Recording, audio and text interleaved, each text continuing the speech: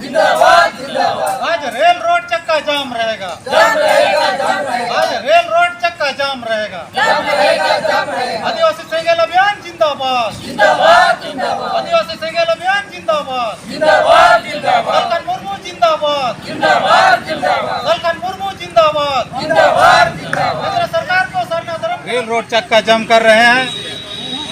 आदिवासी सेंगेल अभियान पूरा भारत में आज रेल रोड चक्का जाम कर रहा है और हम लोग का मांग है केंद्र सरकार से हम लोग को सरनाधरम कलम कोड मिले।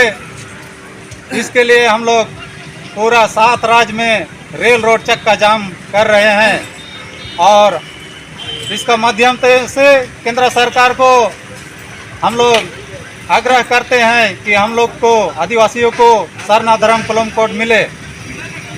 दूसरा, लोगों को अपना अपना धर्म मिल गया है। हिंदू, मुस्लिम, सिख, ईसाई, बौद्ध, जैन को धर्म मिल गया है।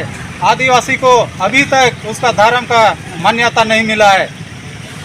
भारत देश आज़ाद हुए 75 वर्ष हो गया है, लेकिन अभी तक हम लोग के साथ अन्याय हो रहा है। अभी तक धर्म की आज़ादी नहीं मिला है और हम लोग लड़ के लेंगे सरनाधरम कलम कोड। अगर सलखन मुर्मू